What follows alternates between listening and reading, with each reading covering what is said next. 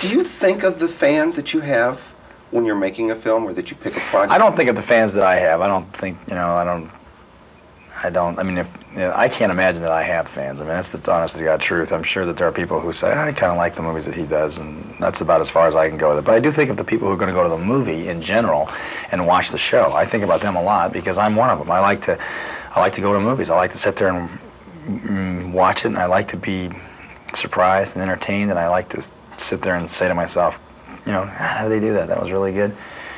And I certainly, when I'm involved in the process of making it, I do concern myself with the moviegoer. That's the only time I concern myself with them, but I concern myself with them strongly at that point.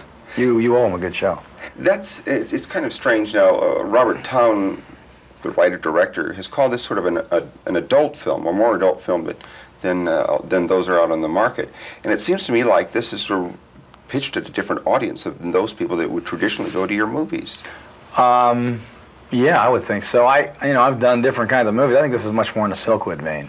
Mm-hmm. It's much more the same type of sophistication, the same type of, as Bob put it, adult. It's not a movie for young kids. I mean, there's not much there for them, It's more about adult relationships and what we've run into as adults. And Kurt, I have my own opinion, but in your opinion, do you think this is the best thing that you've ever done? Best acting? I think it's the best I've done since Elvis.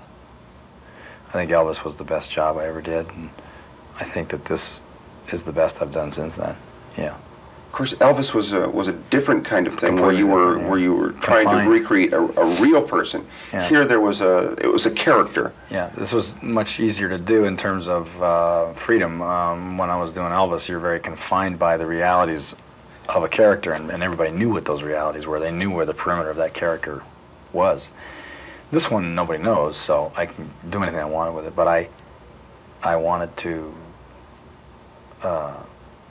I guess I wanted to create a character that we haven't seen a lot in terms of detectives, in terms of their style, in terms of the way they are.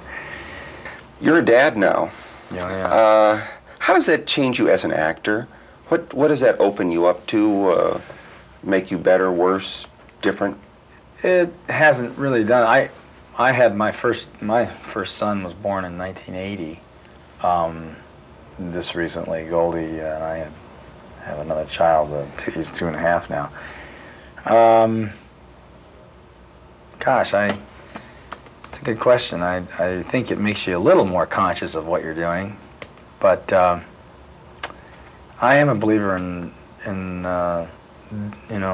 just, I think acting is something that you just, I don't believe you're held that responsible as to the content of what you're doing as much as you are held responsible to the job you do.